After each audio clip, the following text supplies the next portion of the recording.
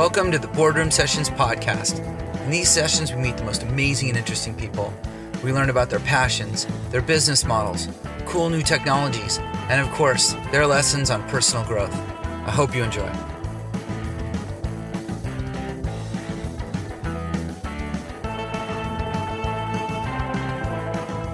Welcome to a special edition of the Boardroom Sessions podcast.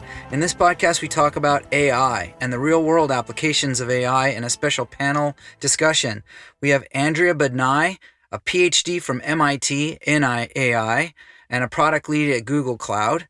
We talk with Brent Collins, who's running a group called AI for Biz. He also is the business development lead for Pangienic, which is a company that's doing some translation services.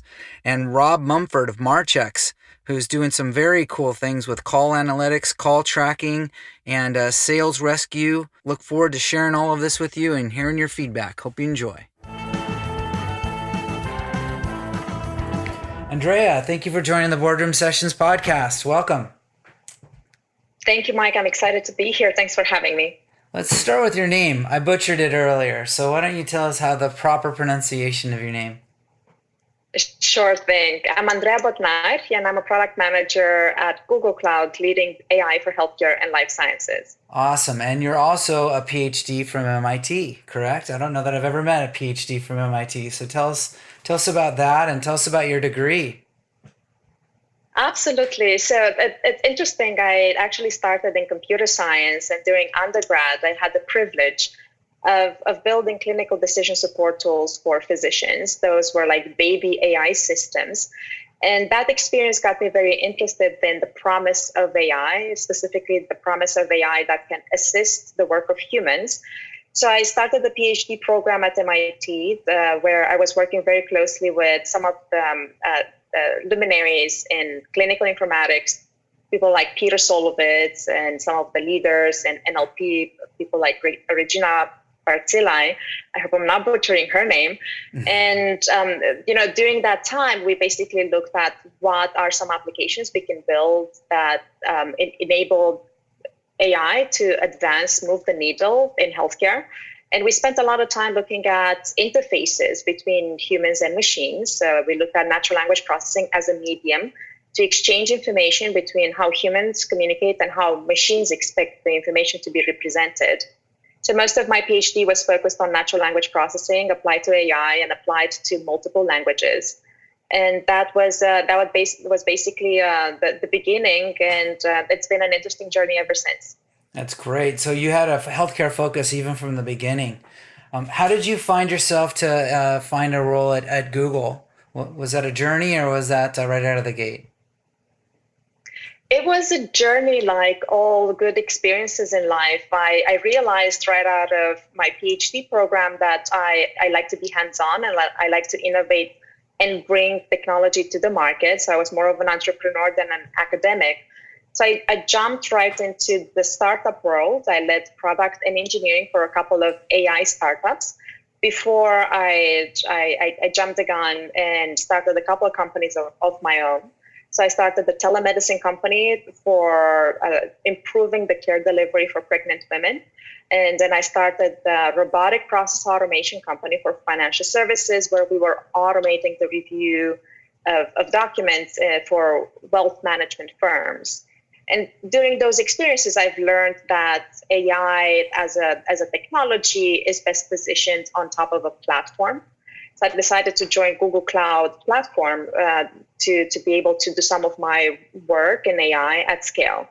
So Google is a large company, and we know it as a consumer company, and we know that they have an enterprise arm, right? And so where do you and your product lead fit, your role as a product lead fit inside the whole Google umbrella?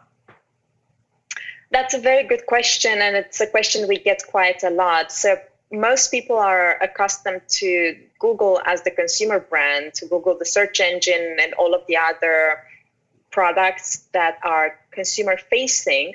However, Google has a number of additional bets, things like Verily for life sciences or Waymo for self-driving cars, and also a very strong business in technology for enterprises, which is Google Cloud. So across all of the lines of business that sit under the Alphabet umbrella. You have strong collaboration. So we at Google Cloud collaborate quite extensively with our colleagues in Google, with the researchers in the parent company.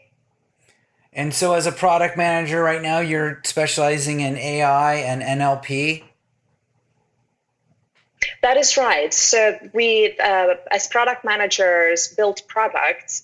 However, when you're looking at the enterprise ecosystem, enterprises are more accustomed to building solutions, end-to-end solutions that address a business need. So as part of my role, I'm building products as well as solutions that package those products in order to address a specific business need. And so are you still living in a healthcare specific world? Or a lot of the use cases that you're working with today in the healthcare space? That's right. So the interesting thing about AI is that it needs to be specialized for high fidelity, for strong performance. And the area I chose to specialize my practice on is healthcare and life sciences. So I primarily build AI products that facilitate analysis of healthcare text, healthcare documents, and then I build solutions that automate healthcare workflows. Okay.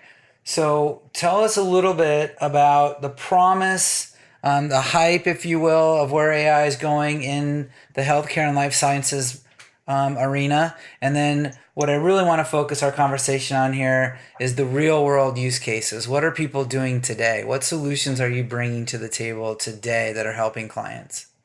So a little bit about the pie in the sky and a little bit about what's actually hitting the bricks.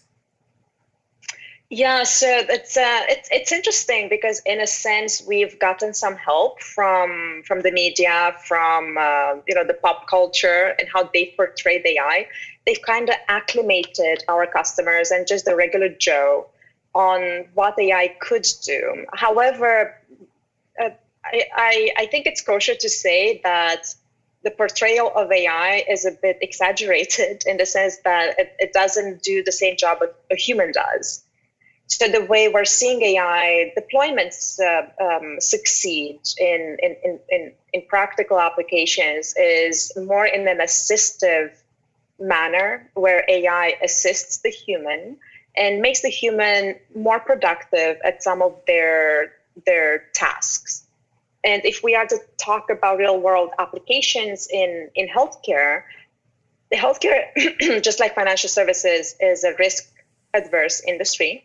They are not going to be the ones to adopt the technology at the tip of the spear. They want to see validation that technology lives up to its lives are at risk, reputations are at risk. There's legal ramifications for making errors with healthcare, for sure. Absolutely. So it's all well justified. However, we do have to transform some of the processes we've been doing. Because for a long while, healthcare was an industry that operated on top of paper. And it took them a long time to even adopt digital systems. And that adoption was mandated from top down by the government. And we have to be a bit more agile because the quality of the processes, the quality of and efficiency of care delivery does impact lives. And technology is a good tool to improve on inefficiencies. And inefficiencies reside across the spectrum. You have operational efficiencies as well as clinical efficiencies. But operational inefficiencies are lower risk compared to the clinical inefficiencies. And because of that, we are starting to deploy AI and we are getting more sponsorship from the operational back office side of the healthcare ecosystem, compared to the clinical side of the ecosystem where there's more regulatory oversight. People are just more skeptical that AI can do a good job, as good of a job as a human does, or even be good enough and not bias the humans, because that's also a concern. Is the human gonna be tired in a mission critical situation and take for granted the recommendation done by the AI?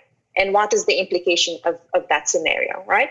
So in the clinical side, there's many ethical questions that need to be addressed before we can start adopting AI at scale. But there are still areas where even in clinical operations, AI is adopted for things like screening of patients for breast cancer, where we're seeing specific screening models that are approved by the FDA, they're used in practice, and slowly by slowly, additional models, AI models, are passing through the FDA regulatory approval for things like imaging diagnostics. So imaging diagnostics, meaning that you, sorry to interrupt, but meaning that you're going to take an actual image, like an X-ray data, right, and be able to take that and discern information that will help a doctor or a clinician make some analysis of that, make some decisions based off of that? Absolutely. So when you're looking at imaging diagnostics, there's two applications we can improve on with AI. The first one is the triaging. So can you prioritize the cases that are urgent, like a brain hemorrhage is going to be more important than a fractured finger, even though the person with the fractured finger is going to think they are also highly important and should be handled immediately. But there's some clinical nuance over there. And the other application is predicting what is the finding of that from that specific image. And that prediction, if done with high enough confidence, can lead to an automation of that workflow, or it can lead to a triage with a recommendation. And then the doctor just has to look at the image, the recommendation, and more quickly make a decision on what's the diagnosis. And so those are interesting because... Go ahead, I'm sorry. I just wanted to share with you, Mike, an interesting use case, because in some cases, the findings from an image can be fairly ambiguous, even for humans. So if you're trying to automate something that even humans disagree on, it just gets even more complicated. And Google has done an interesting study where they were looking to automate the diagnostic of diabetic retinopathy. So diabetic retinopathy is a common side effect of diabetes. Basically, over time, people with advanced diabetes end up losing eyesight. And this condition occurs gradually. And the earlier you can diagnose it and intervene, you can basically prevent from a final, sight loss. And in order to train an AI system that can diagnose this kind of condition at scale, we had to work with doctors, and we asked doctors to look at scans of eye retina and say, okay, for this scan, what is the diagnosis? And the diagnosis was not binary, yes, retinopathy, no, retinopathy. It was a scale from 0 to 5.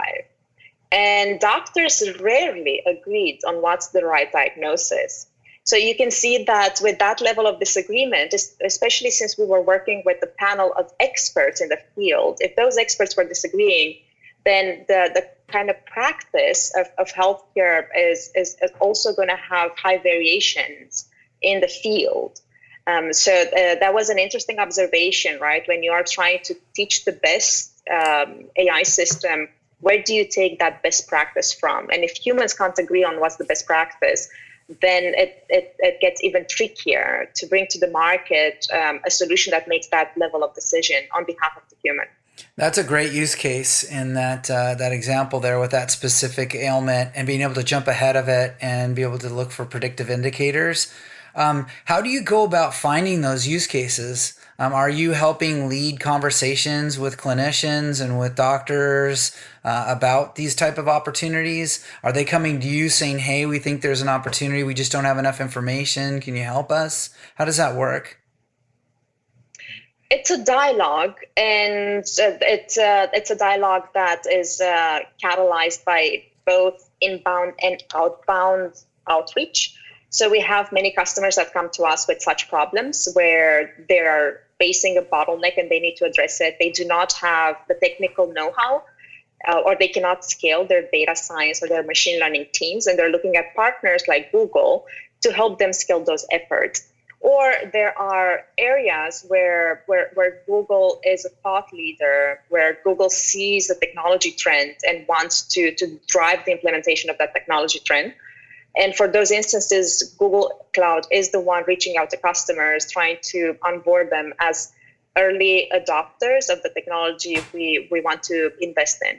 And I would imagine that the good old dollar makes the world go round analogy works here too, right? So if there's some kind of way in which you can enable a medical firm to, make money by having this kind of information, I imagine you get more resonance than you would if it's altruistic and we're going to help save the world with this AI.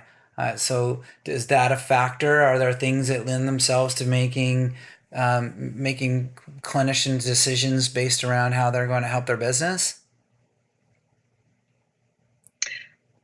So that is a nuanced question. I mean, in general, we as Google Cloud are a business, and we are selling technology to other businesses that often are public corporations that have to have to drive profit for their shareholders. Mm-hmm. Okay. So from that standpoint, we're not operating in a philanthropic environment. We have to drive revenue for ourselves as Google Cloud and for our customers. Right. However, that does not mean that our efforts in driving revenue and identifying new lines of business will mean we compromise on some ethical and moral foundations. Oh, sure.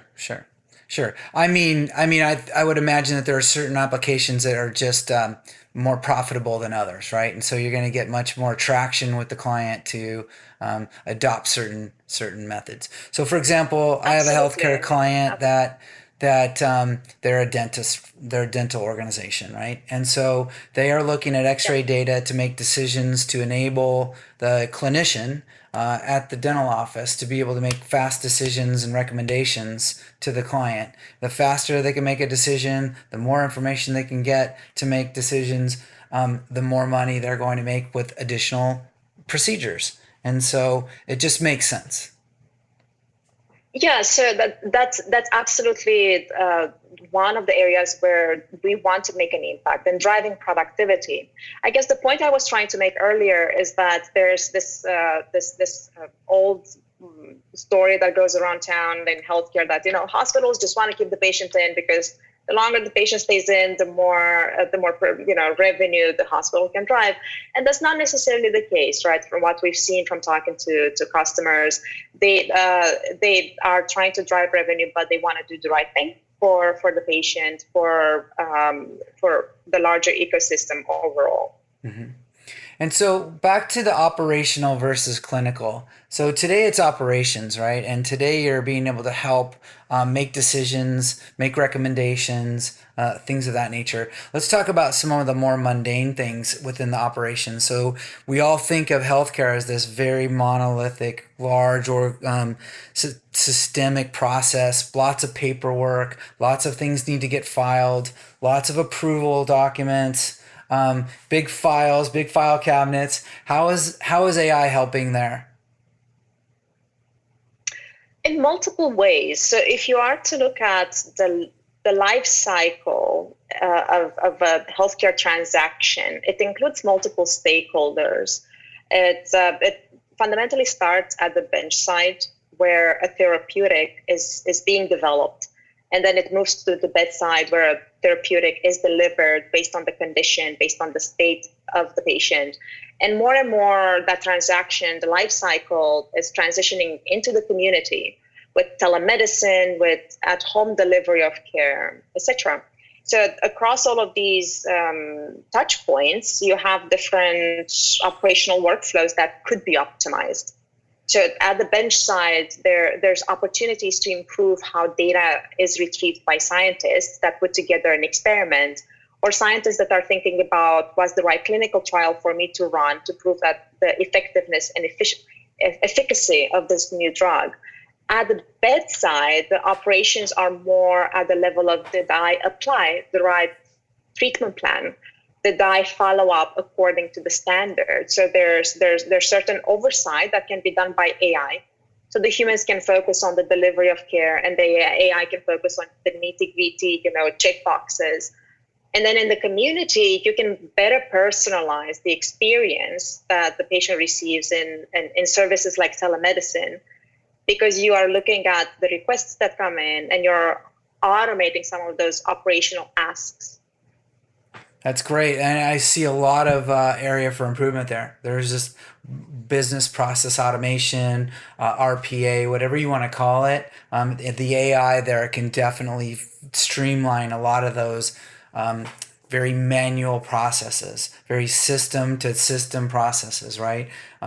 People are spending a lot of money on their ERPs and their medical records management programs and their systems, and it just seems that they spend a lot of time in them. And I can imagine that there's a lot of ways in which to automate a lot of those processes there and keep them in compliance, keep them records, probably do a better job of follow-up, right, and post-care than they can today, utilizing AI and automatic reminders and automatic reach-outs.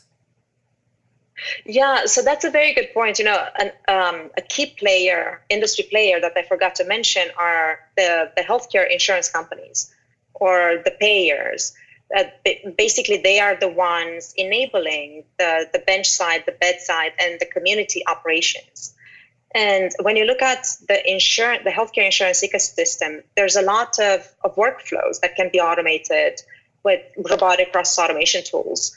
Because insurance companies basically receive documents that say, hey, I've performed this kind of procedure, or I've administered this kind of drug, I need to be reimbursed.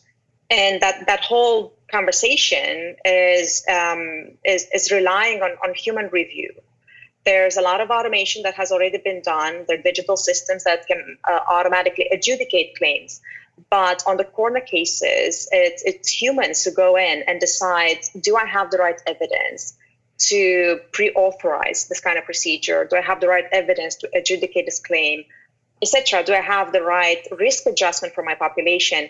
All of those workflows are still heavily manual. They rely on humans reviewing information from a medical record. And the healthcare insurance companies employ armies of humans, of highly trained specialists like nurses, like doctors, physicians, to review information. And that kind of work can be automated with tools like natural language processing. So that's what we're driving towards. And that's where we see great promise for AI to make an impact and drive down the cost and also unlock new revenue opportunities for enterprise customers. We all want that cost model to come down in the insurance world. I think we do. I think it's good for everyone. I think when the cost models come down and the cost of a patient visit come down, more people will be able to see doctors, whether they're live doctors or telemedicine or things of that nature. Can be, we can discuss the merits of either or in the future here. But I think our healthcare will improve when the costs come down dramatically, and so I'm all for that. Yeah, so since we're talking about costs, hundreds of billions of dollars in the United States are fraud, waste, and abuse. And while AI, automated tools that give you visibility into like 360 overview of what's happening in the ecosystem can help you make better decisions, can help avoid some of that fraud, waste, and abuse. The AI tools still rely on the assumption that the data is available for analysis. And in general, the data is not available or is partially available.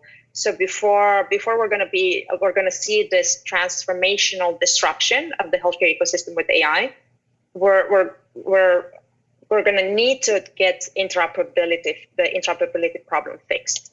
And interoperability has been, on the back burner for a while. It's coming front and center from time to time, but it's still not widely adopted. So it's a bit of a chicken and an egg because people want better healthcare experiences. They want to drive down the costs, but the data is not available. And healthcare is information business. So if you don't have the data to make good decisions, then you're not able to drive the bottom line.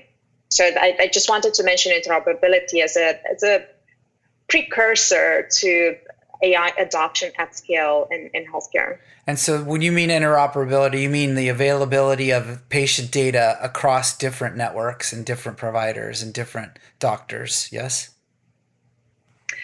So that's one aspect of interoperability, but even when you look within one given healthcare system, some of their data might be stored in different types of EHR systems. So a healthcare organization could have a Cerner instance and an Epic instance and an Athena instance, depending on is it their specialty or ambulatory practice. And those instances of data storage don't talk to each other. So if one given hospital is not able to marry the data about their patient population, once you jump outside one hospital system, it just gets more complex. And in America, just like in any other developed country, there's many healthcare systems that have to communicate to one another. People these days are mobile, they move a lot. So you can't make the assumption that one patient will be with the same hospital for all of their lives. They actually transition, relocate all the time. And that portability of the healthcare information is non-existent. Or if, for example, you end up in a situation where you need more advanced care for chronic conditions and you end up switching across specialist hospitals like Mayo or Ascension Health or MD Anderson, etc., then it's going to be very challenging to have your data ported along. So, the patient experience is impacted, but also the ability of the healthcare ecosystem as a whole to figure out how to better care for the population. So population health analysis is impacted significantly because of interoperability. Yep. Can't have them in silos. You got to have that data available in order to utilize it and use tools like AI, right? So what excites you the most in the near term, right? In the near future? What do you see as a new area and field or some new revelation that we'll have here in the healthcare space with the use of AI? So that's a very good question. I would say there are two trends that are really exciting. The first one is in productivity enhancements that are driven by AI. You might have heard that physicians are complaining about the burnout that was introduced by information technology systems like EHRs. They are hoping that with AI that can facilitate the communication between humans and machines, some of that burnout would go away, and physicians can start again to focus on the patient.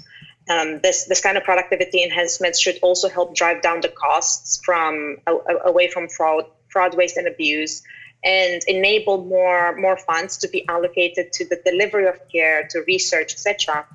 So productivity enhancements driven by AI in operational workflows, that's one area. The other area that we're seeing the industry transition towards is consumer-centric healthcare applications.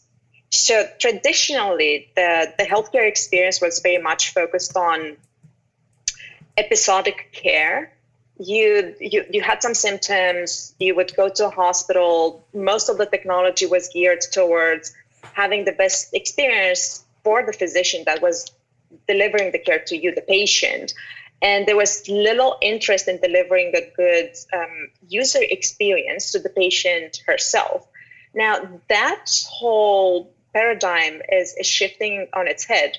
And if insurance companies, hospitals are all trying to figure out how to be close to the customer, to the member, where the member is the patient, how to deliver care close to where the patient lives, if that is at home, if that is at work, etc. And some of that personalization of the healthcare experience is going to live on a foundation of AI, because with AI you can better predict the state of the patient. You can better personalize, humanize the experience, the digital experience, the digital delivery for these consumer applications. So do you see wearables playing a place in that? So people wearing an iWatch or some kind of wearable device, then syncing with a mobile device and or a network, and then to their provider and giving them information? Absolutely. And you're seeing that in clinical trials quite a lot, where real world evidence that's gathered from the Internet of Medical Things, as we call them, is a strong indicator of effectiveness, is a strong indicator of who should be enrolled. Are we delivering personalized medicine? Are we really improving the status quo? So medicine is as a whole is getting much more nuanced, and it's going towards precision care compared to the one-size-fits-all model that we've seen for decades. That's great. I find it very interesting that we're talking about patients as consumers, because I think that's the case. I think most patients want to worry about their wellness and not have to wait until they're ill and have to go and engage the system, i.e. the doctor or the hospital, because they have an illness. I think most people would prefer to be well and focus on wellness. And I think that's where the promise really is here. And I think wearables and mobile devices and the good old internet will help us figure that out. And I'm looking forward to a new world. So I'm very excited about the conversation here. I think AI is meeting the world today in some use cases that are relevant, and process improvements are the first place. Customer experience is the second place that it's happening. And eventually we'll get to the clinic, and we'll get to the places where we can actually allow AI to do some life-saving things, right? Yeah, it's interesting that you mentioned AI in the clinic. It brings to mind Eric Topol and his vision of the future, where the hospital will basically be a command center, highly automated, where the moment the patient enters, you have 360 view of everything that's going on, all the way to the genomic level. And you can intervene with precision and basically have a well-targeted delivery of therapeutic that fixes the underlying problem without causing significant side effects over time. So I think that is the future. But as you mentioned, we are trying to prevent as much as possible. We're moving away from interventional towards preventative medicine, because why not be healthy if you can? So that's the desire of the patient to be healthy for as long as possible is playing a huge factor here, as well as the fact that the healthcare industry as a whole is transitioning towards transitioning costs to the patient. So now the patient can make the decision of, hey, do I want to pay for this, or do I want to take care of myself and not have to pay for this?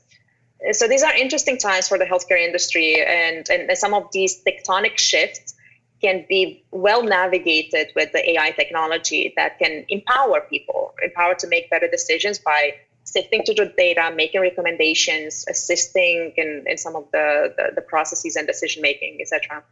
That's been an amazing conversation. I appreciate your time with us today.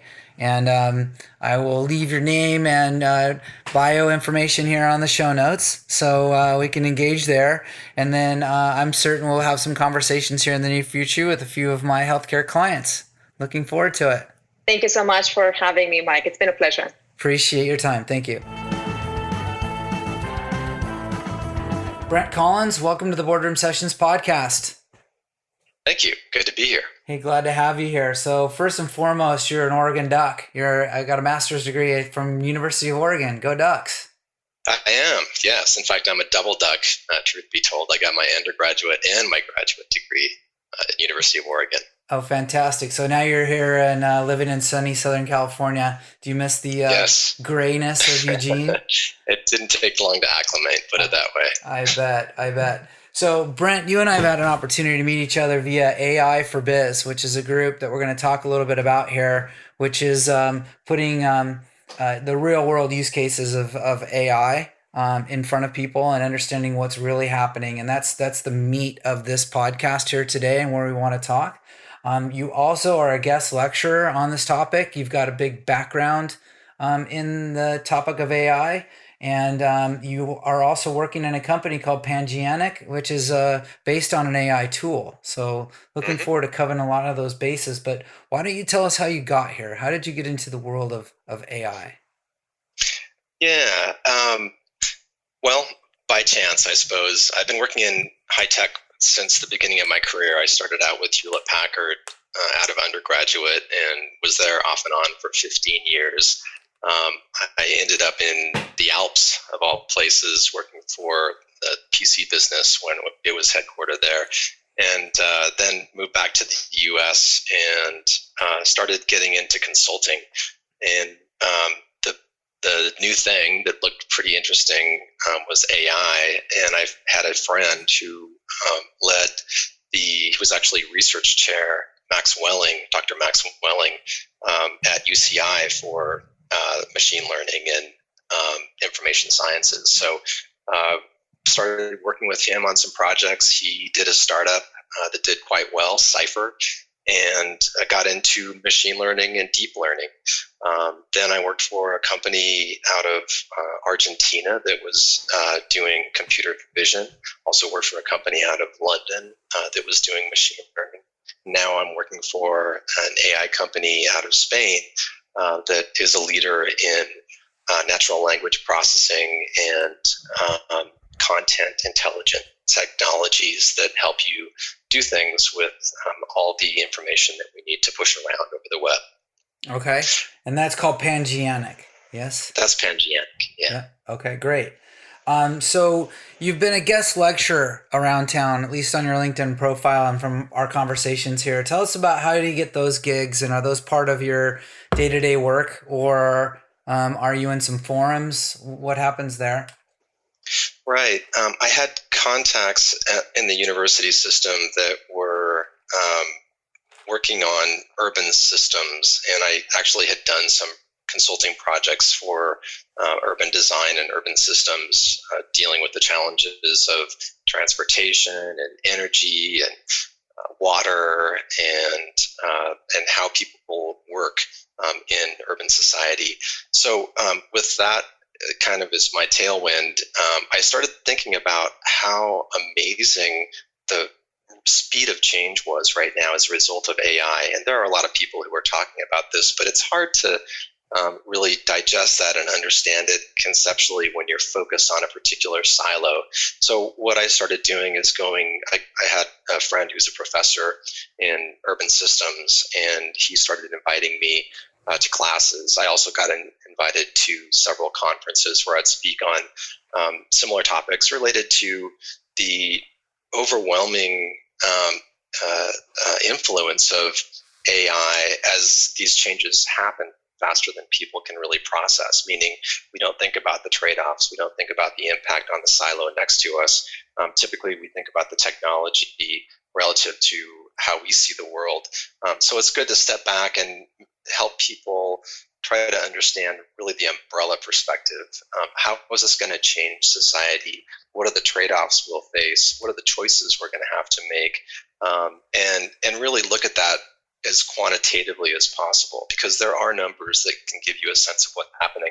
But of course, there's also qualitative perspective. What do people think will happen as we head into these unknown spaces for society? They're really interesting questions, and that's what's driven me to want to teach at different courses and conferences. Yeah, the what people think is crazy. I mean, I hear conversations with Elon Musk on podcasts where that he's predicting the end of the world essentially, and telling us that he's tried to warn everybody who's anybody that we need to, and I quote, chill on AI until we have regulation and oversight, and there isn't any, and so the genie's out of the bottle, and we're running forward. But thank goodness you and I are talking about AI in the format of real world use cases in the business world, right? And how people are actually using AI today. You and I are both in a technology arena where we're consulting with clients on how to utilize AI and how to better their businesses and make money utilizing AI, if you will. And so let's talk a little bit about that, because in the AI for Biz in particular, we're talking about real world use cases, and we're introducing companies that are actually using AI well and as a model for their business. So where do you see the rubber meeting the road today? What are some of the more exciting use cases that you're around, including your own company? Yeah, I think there are just so many, and some are more developed and some are less developed. They all represent considerable opportunity. I'll start with what I know best through my own company. We actually provide solutions around content intelligence, which means anonymization, for example. How do you automatically look at content that is being sent or that you're capturing and put in place privacy controls for compliance regulations. CCPA, California Consumer Protection Act, now mandates that we start to respect people's privacy, give them control, not broadcast information that could be harmful to people or that they don't want broadcasted. And the industry doesn't necessarily have all the tools for that. So, that's something that we're doing now in a multilingual environment. We're in fact leading the European Commission's anonymization platform, so all countries can begin to anonymize data. Citizen approach. GDPR is more stringent than CCPA, so we're now applying that, or we're looking for partners actually to apply that in the US and achieve the same kind of results. We also have machine translation and e-discovery, classification, summarization, those kind of AI technologies that essentially help you understand large volumes of content and do something with it in a productive, automatic way. We also help with data transformation. That's an area that people are getting a lot of value from AI, where you can start to gather more value from data you may have collected for a long time and use it in different ways.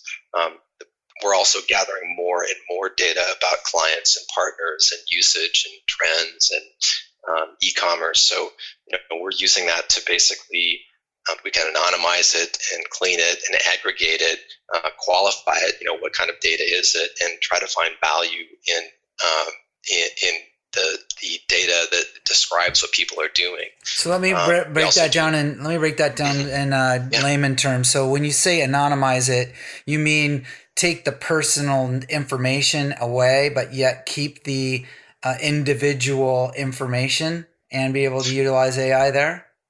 Exactly. So when you're transmitting data or holding data, it will include information like people's names, and phone numbers, often credit card numbers, could be social security numbers, lots of private data that people don't want broadcasted. So anonymization provides different methods, and you can replace it with a pseudonym. You can just put a blank there. You can give it other kinds of category names, but essentially it replaces that. So the data that you're storing, or you might share with other vendors to analyze it, for example, is no longer containing private information, but is genericized. Right, and that's required into these acts that you're talking about, right? Like the California Act, and then Europe's government group, GDPR, and all of those others, right? And then there's got to be some identifier information that may be of value, right? So like social media uses a tag in the social world, so I don't know that it's Eye of the Tiger is somebody's moniker. You don't know who that individual is, but you give it a number. Is it something similar to that? Yeah, you can do it a lot of different ways. You can actually replace private names with other general names. You can just leave it blank. You can call it name 1 or name 2 and begin to create these fields. And that way, if you can send the genericized data out to a partner or aggregate it to see trends or information about customers.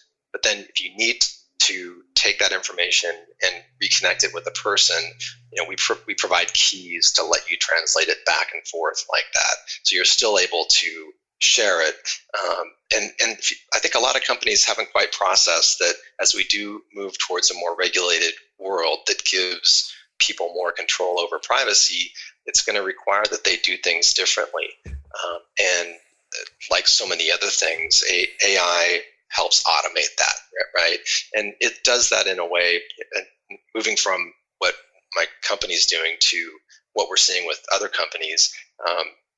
We've had events at AI for Biz, for example, looking at how is AI affected by COVID? What are the trends related to conversational AI in the marketplace now? We also we just had an event on AI in HR? How is that being used? So all of these different categories and its segments and its horizontals and capabilities, it's why AI is being called the new electricity. It's because it's going to feed everything and energize everything and power new ways of doing things. But there is a transition that we have to go through. It's about having humans in the loop. It's about using AI to be an assistant, right? A kind of assistant that helps you do things better, get rid of the monotonous, repetitive task, and begin to focus on the things where your own personal cognition has more value, and you can let the AI just help you in that process. So we're on that journey right now. And there's a maturity journey there as well, right? So some of the products and services I see hit the ground first that are utilizing AI out of the box, if you will, are giving scripts or suggestions or a next step in a process to a person, to an individual, right? And it kind of seems mundane. They're like, duh, I already knew that, right? But that's kind of where the AI is going. And it's because I think we need some human intervention still, and we need to make humans feel like they have a say in what happens here. And so some of that is a natural evolution of the process, right? We have to go through, and it's kind of catchy, if you will. At first, it feels kind of elementary, and then eventually over time it'll get much more sophisticated as we let it get sophisticated. Right. Well, and it's going to learn from us. So we ultimately are telling it what to do and have control over it.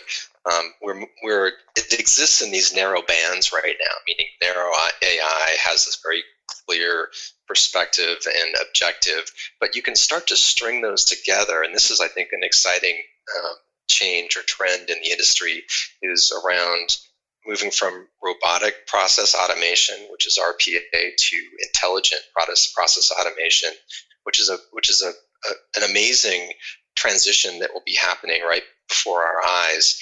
It's the process interaction of data and people and these objectives. So now that we're in this post-COVID world, where we're working from home, we're really dependent more and more on digital workforce automation.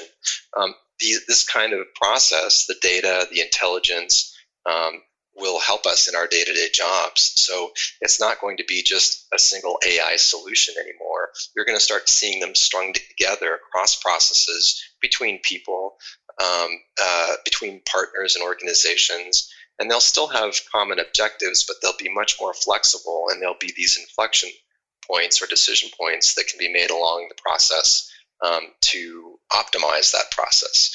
So it's growing, it's maturing, and it's happening very quickly. So there's a lot of folks that you and I both have in common, a lot of people that we know together. I think we're both in groups that are trying to bridge the people, make a community of folks in technology, and the worlds are kind of converging here. So let's talk about AI for Biz, for example, and how you're seeking to build a community there. Where do you think there's opportunity with that? Who do you think's most going to benefit from building a community such as AI for Biz? Yeah, well, now is the time for business to pay attention to these massive changes, because they don't know where disruption is going to come from. It could come from their customers, it could come from their competitors, it could come from divisions in their own business, but it is going to happen. And if they're caught flat-footed, that won't be good. So we want to provide a business-oriented resource that helps people understand salient topics, be part of these discussions around particular segments or capabilities, and begin to connect with a community. It was intended to be a face-to-face community. We started really conceiving this about a year ago. It was November, I believe, of 2019, and we wanted to start this so people could meet each other that around these interesting topics and connect and find jobs, find business opportunities, grow partnerships, create new businesses. in this face-to-face environment. That can be done virtually. We now know, if everybody's doing it and if the resources are there, and that's just going to continue, right? We've reset ourselves in this process that is going to continue to evolve, and here we are. Yep, I'm happy to report that I have a group that we run called the OCTP, the Orange County Technology Professionals Group, which you've been at. And we made the transition, reluctantly, from 100% live events once a month for 8 years into a COVID world where we had to move on to Zoom meetings. And pleasant surprise with some light moderation, topic discussion, topic steering, if you will. That group is more engaged and more relevant today than it's ever been. And I think it's been an upside. I think what we'll do is now move to a mix. We'll have some live events and some online events, because I just think that there's a more community conversation. If you're at a happy hour, it's 2 or 3 people trying to interject with each other. Maybe somebody has less of a ability to interject. Maybe they're a little more shy than the other individual, especially in the technology space where we're at, than they are on a Zoom meeting. So what are your thoughts there? I think we're living in this new world that we have to go out and explore and test the boundaries of the emerging boundaries. I think that we'll be also moving towards a combined virtual and in-person event at some point.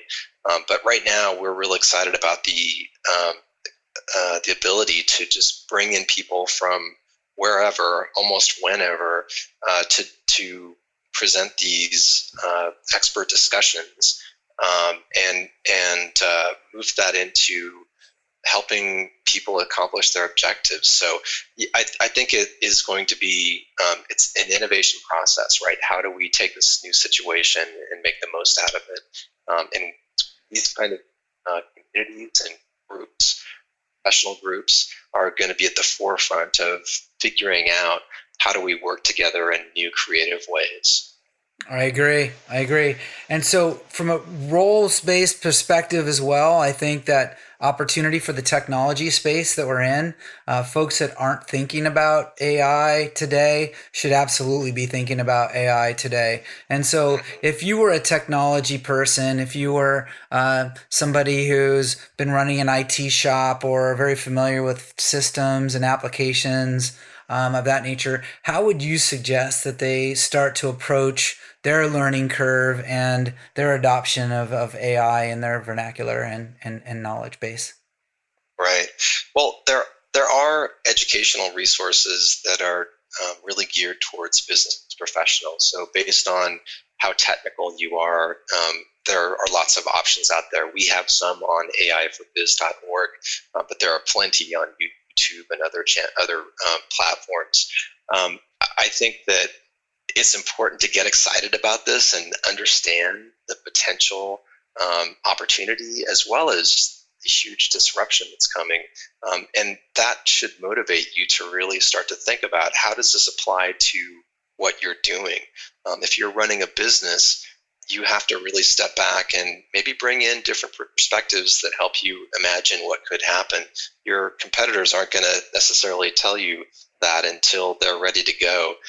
And by then it might be too late. So you can start to think about what kind of things might happen, how you might respond, how you might actually head off those kind of actions yourself. How to focus in this world where there's so much going on, so many different choices you can make.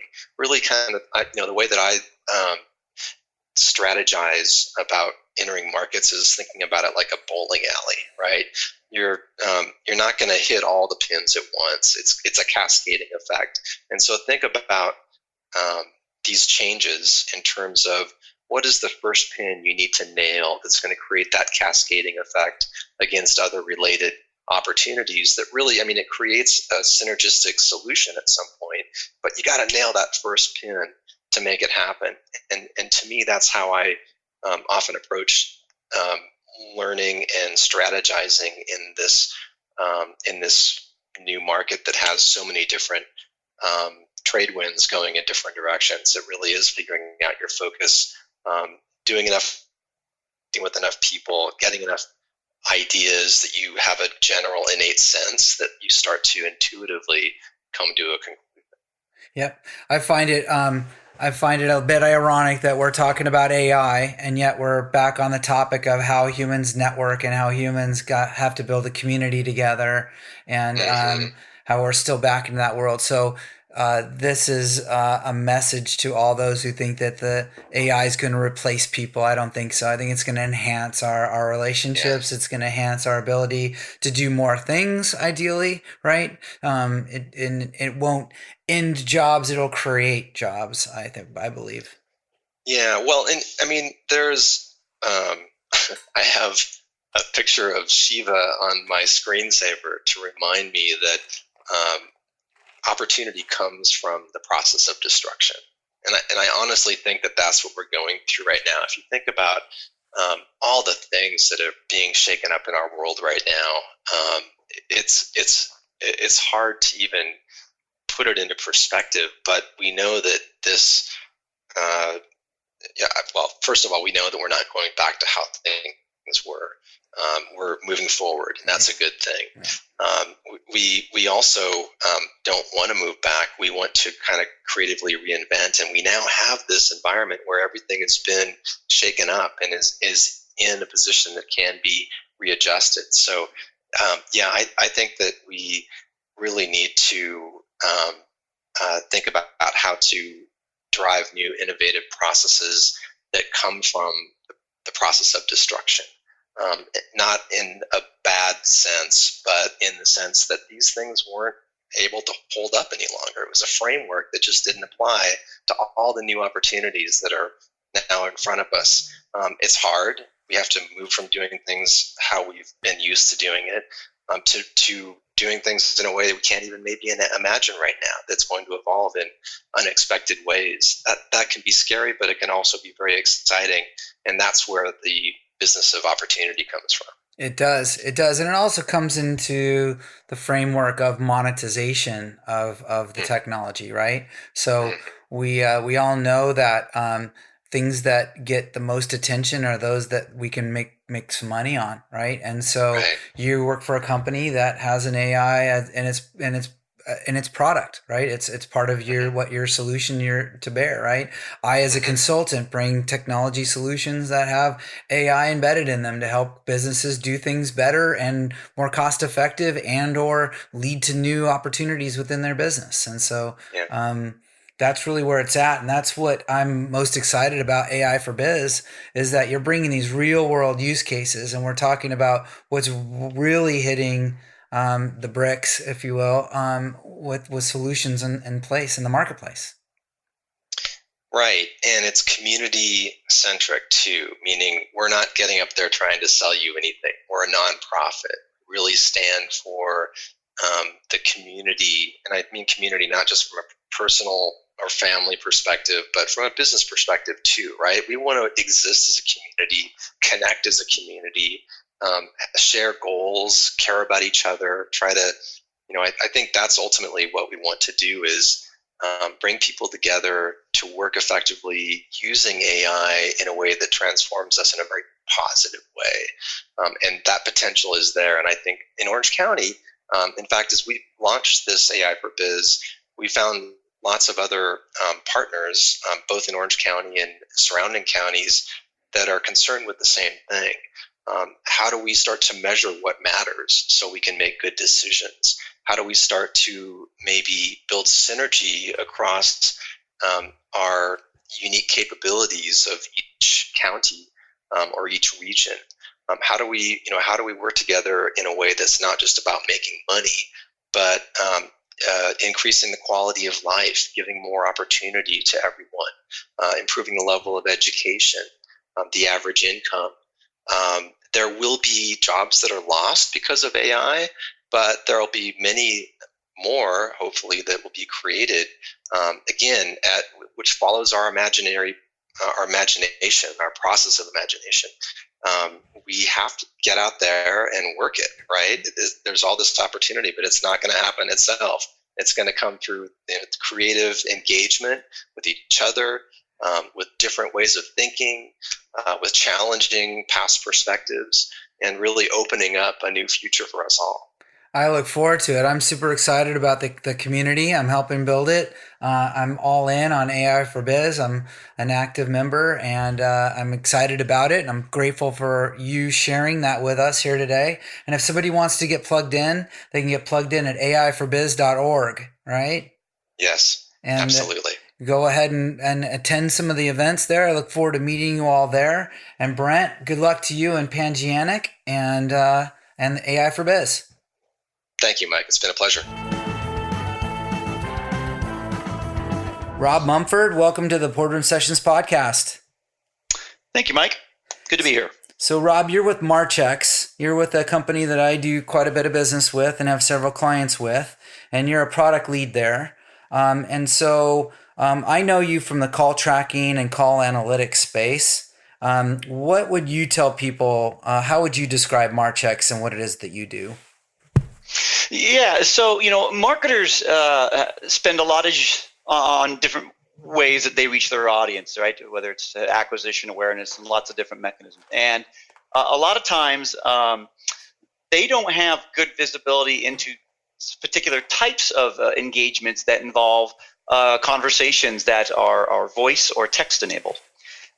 They know they spend towards trying to acquire customers in this way, and that they are businesses that in particular focus heavily on conversations comprised of voice and text interactions, but they don't always have a good way of determining the effectiveness of those dollars spent when they are on physical formats like billboards or hard copy print, or even digital formats on web pages, or even through search, pay-per-click search. Right. So when you're talking about paying money for calls, you're referring to things like pay-per-click. So like Google pay-per-click. So if I'm advertising out on Google and I want my ad to pop up and somebody to click the call, there's a spend there associated with that company. They're spending an X amount of money on all of these click ads, and they're not certain if they're being productive with that money, right?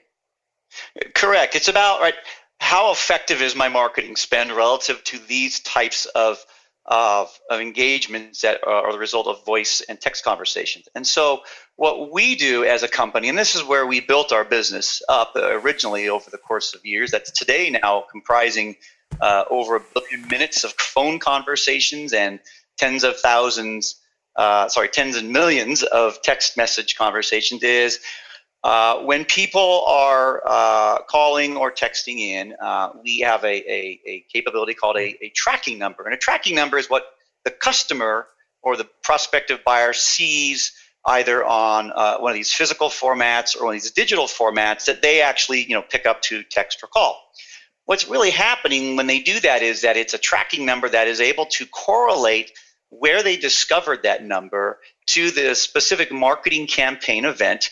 And then through the course of, obviously over time and many customers interacting with that, starts to paint a picture for where are customers most commonly accessing certain forms of advertising with this business. And we can correlate that back to a series of events that were initiated by text or phone conversations that correlate back to the campaign itself. At the end of the day, what the businesses are trying to do is figure out where might they allocate their dollars better based on where they're seeing the highest propensity of customers who are calling or texting in to the given business.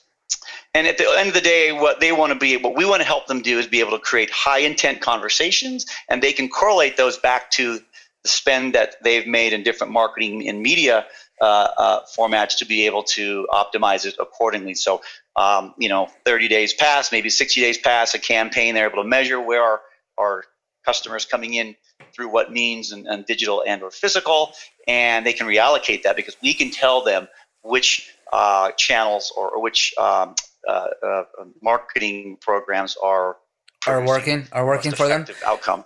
So real world example would be something like a retailer. They have, national or some regional offices. They have an office that they want to get more spend to. So they're looking at a geography, word search, keyword search on such and such a retail, Southern California.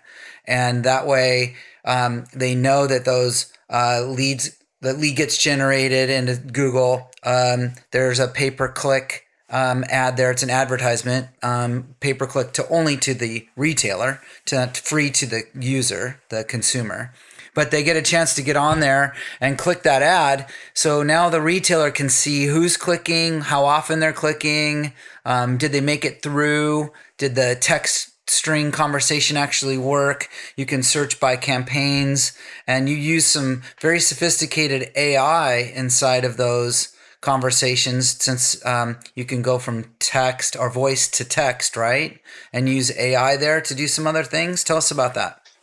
Yeah, so it's not just the fact that somebody maybe has dialed a number, right, and we've counted a call event per se. That's the most basic of capabilities, and that's fundamentally how the business was built. But over time, what became important was not just that there was a conversation that occurred, but now we're trying to get to high intent conversations. The high intent conversations are, the likelihood that a customer who has contacted you is ready to move forward and or it has an objective or an intent that they want to accomplish. And so to be able to do that, we have to be able to unpack the conversation, starting with the ability to record the audio, as well as transcribe the audio. And transcription of the audio is basically, as you said, Mike, taking the words spoken and placing them into a written or text format.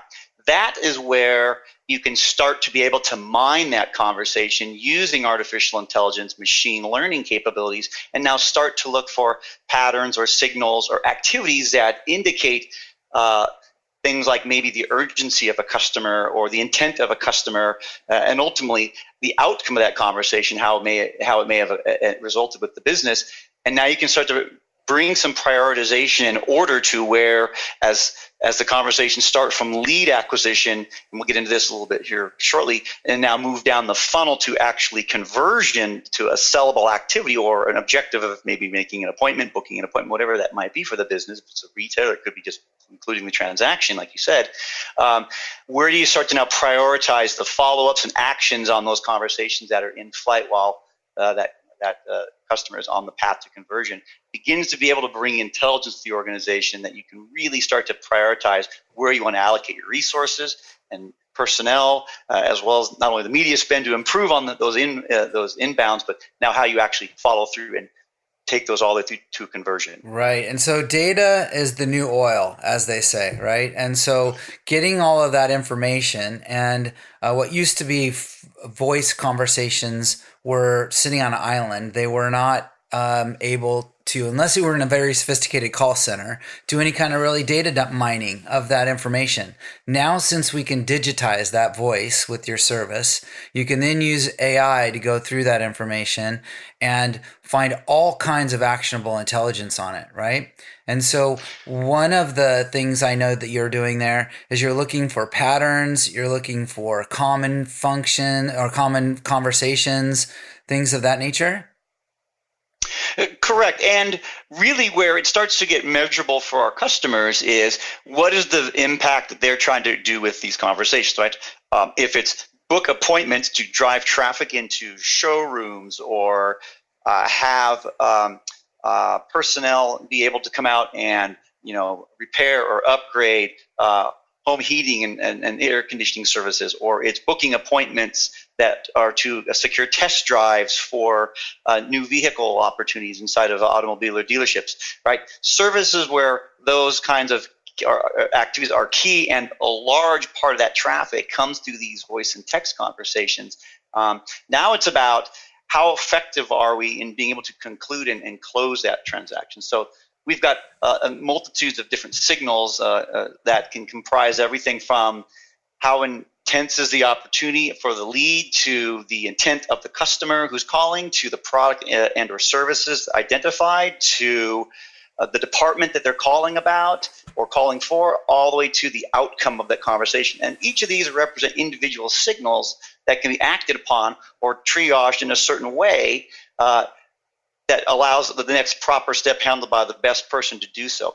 But the key to bringing it all together is, in order to scale this across hundreds of customers, millions of minutes of conversations, and thousands of interactions, you have to be able to bring some automation to this and some sophistication that is able to help scale that ability to introduce this to business at large. And so that's where the artificial intelligence that we're building is helping us do this for our customers and bring that scale to their business. Right. And so you can use that to look for patterns, identify patterns, identify a lead that went awry. I think your product was called Sales Rescue, right?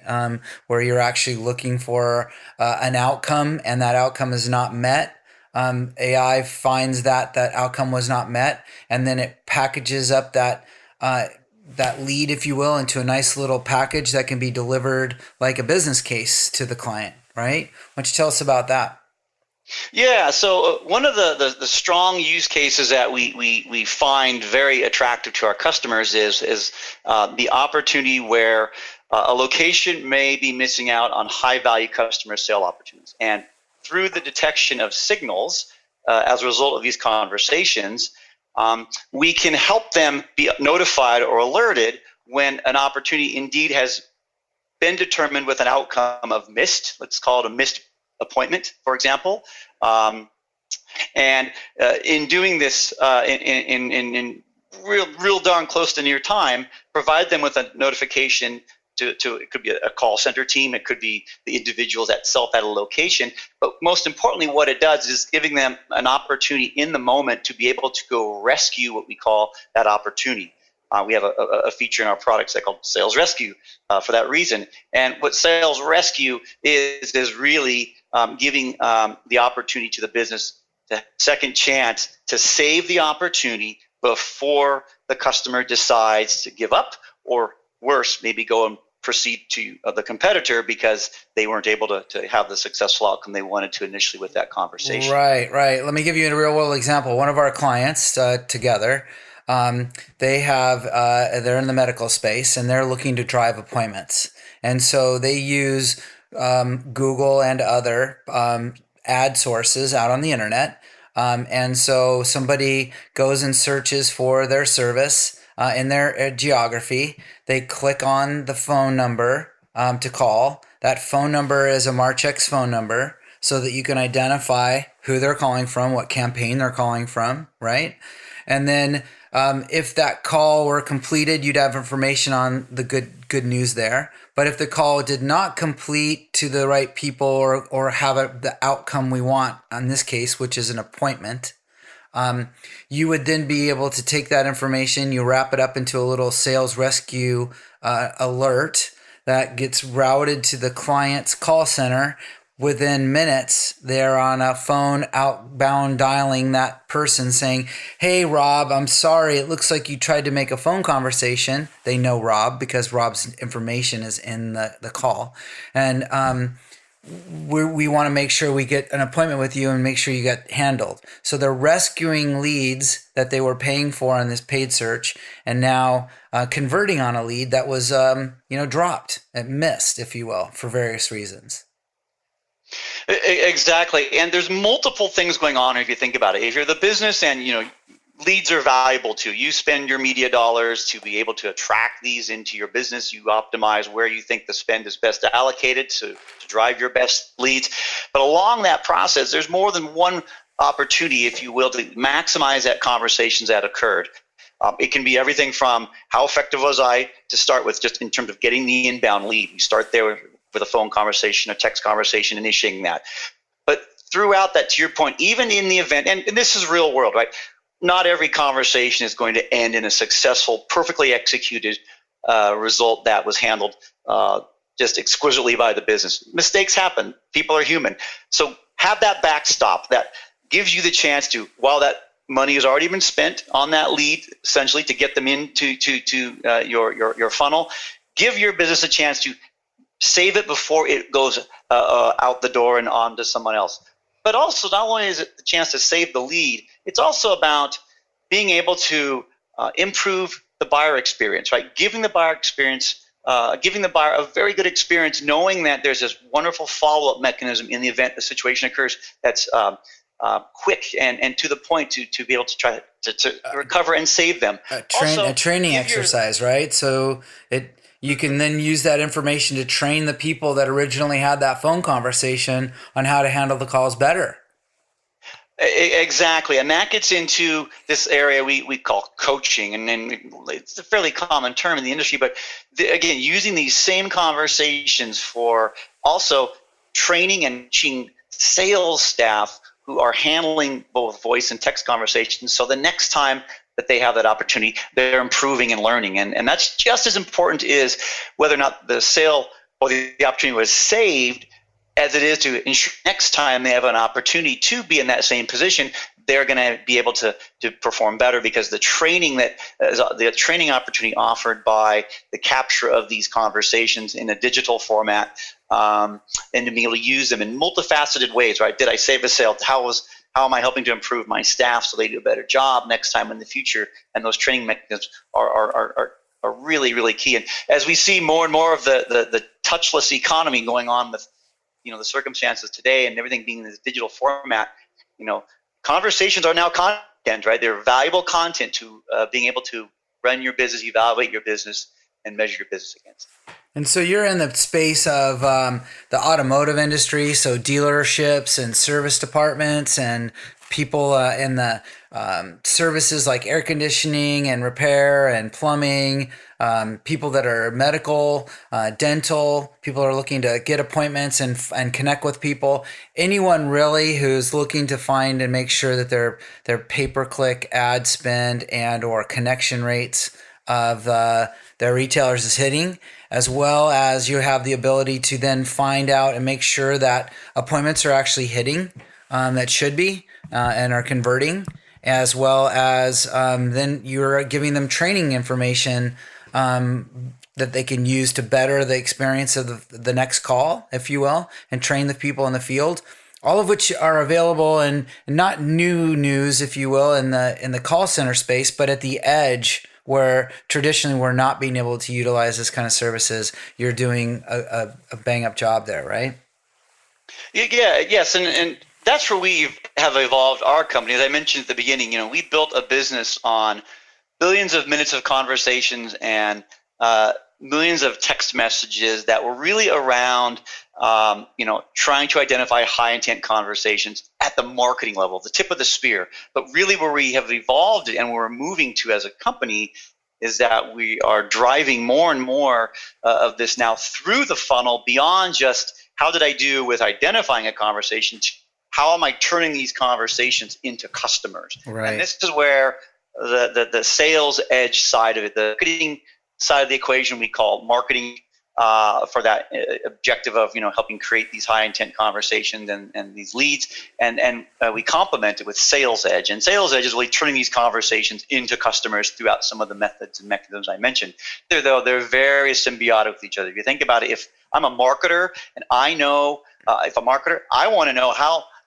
Not how many leads I just brought, but hopefully I want to know how effective was my sales organization at turning those leads into actual customers, because that is valuable data that can filter right back into, again, how I choose to allocate my marketing spend and media dollars across the different channels to continually optimize and refine that for maximum effort, maximum performance of my spend and so forth. Actionable intelligence around your marketing dollars and actionable intelligence around your sales efforts at the edge, right? And how you're converting on those opportunities is very important to a client. So very good stuff here, all done with AI. So this is a real world case. Use case of how we're taking primarily non-digitized media, voice, digitizing it, turning it into ones and zeros, and using AI to mine that data. Give us a little bit of background there. We don't have to go into all the details, but give us a little bit of background on how some of that AI works, and where do you see the future of your business utilizing that AI? Where are we heading? Sure. So I mentioned it's critical to be able to do this at scale. So you've got to have high performant transcription engines that really understand these, well, I'll call them organic customer to business conversations. And it's very different if you think about voice conversation today, right? A lot of people think of voice conversation or voice technology as, well, I speak to an Alexa or a Siri or a Google interaction, and I get something back. And while that's true, that's a very structured that's a very structured way of requesting something to get a very specific response back. These are very organic, unscripted conversations between business customers and businesses, and so we've got to be able to really take lots of times accents and so forth that aren't structured in any way, and turn this into a structured data set that then can be used for our machine learning algorithms to be able to extract from it a lot of the different signals I mentioned earlier, to be able to start doing action with those. Key to doing that is lots of training data. So having billions of minutes of conversations over the course of our time as a business has given us a very strong differentiation in this space, because you have to train data and continue to train data to make it more valuable. You just can't acquire it and all of a sudden your system will work in a certain way. You've got to train your organic data. And so being able to do that, we've started to be able to focus on what kind of signals matter to customers. What are the kinds of outcomes or objectives that they have where signal identification can really help them with moving their business objectives forward and being able to measure those, for most importantly, right? And so as I talked about a little bit at the beginning, it's very much a state of it used to be a state of it might take 15 minutes when we first started this to get all the signal definition out, and at the time the business needs for that were acceptable. But we're seeing now a much closer to real time, meaning seconds after the conversation did, a lot of these signals begin to surface and then be able to be acted upon. Where we see things moving to is now in conversation while it's happening in the moment during that utterance, literally. And so that starts to introduce new capabilities around sentiment. How is the conversation going? Is it going positive, trending well? Is it going negative, not trending well? So that it can be acted on before it concludes. Then you don't even necessarily have risk of having it have a bad outcome, because you can recover while in conversation. And I think as we start to do that and move from kind of a reactionary way to a more proactive way, I think this is going to introduce opportunities where recommendations can be surfaced while in conversation as a result of some of the AI signals being generated to help. So the person at the retail or the person at the dealership or the person at the medical can be prompted to change things that are more to get a better outcome, right? Can be prompted and or trained to move the conversation in that direction. Exactly, and doing that while that conversation is happening now, that's how we think about where the space is going, and I think it's exciting to a lot of our customers about that as well. I'm not so sure they're all ready for that yet, but that's okay. This is where we see real time interaction going, and we need to be able to be planning ahead. In the call center space, they're doing that. They're doing that today, and there's a lot of AI tools out there that will, based on a conversation, suggest a certain document be presented or shared, or that kind of thing, or take the conversation to this regard. But what you're really talking about are real-time conversations that are happening with folks that aren't in that capacity. A service desk at a dealership, a dental assistant in the field, somebody who's booking appointments for a plumbing service or air conditioning service, people like this, right? Yeah, exactly. They've got one chance to make a first impression, right? So you really want to dial them and direct them as the conversation unfolds, whatever the medium might be, text or voice, that it allows for interaction, some automated because you already see a trend in a behavior going a particular way and you can intercept some intelligence there, or even real time where the person on the other end of the conversation can be prompted to be able to take a specific action to save, recover, improve, however the outcome that however that conversation is trending throughout. So, we see this AI being applied. People think of AI and the voice conversations. It's also being applied to our texting conversations as well, especially as it relates to bringing a lot of efficiency and lead qualification into flows where customers, the kind of same things are always sought from the customer to get a feel for how the lead is going and where then you might route it to maybe a higher premium set of resources inside the business, or maybe a mid-level, depending on what it is. And it's very natural, right? It's very natural. The buyer, the customer, will never know they're interacting with what we call a bot. A bot is, in this case, it's a kind of a pre-defined text interaction that's happening between the buyer and the business, and yet it's very important in helping qualify and capture a lot of the characteristics about the intent of the customer to then be able to hand it off to a live person, all behind the scenes to the actual buyer. So when they then have that next conversation, it's very focused in on what the next step is for that. Yep, and I think most people are pretty savvy to that. I think even most consumers know that the first couple of chat conversations or the couple of chat back and forth that you have with a chat is often computer generated and or what we call a bot. I think people are used to that. And then they can almost tell when it gets handed off to a live agent and somebody's actually conversing. Or in some cases, some of the better bots, I conclude my business with the bot. I never even talk to a human being, which is just fine with me and absolutely fine with most consumers, I think.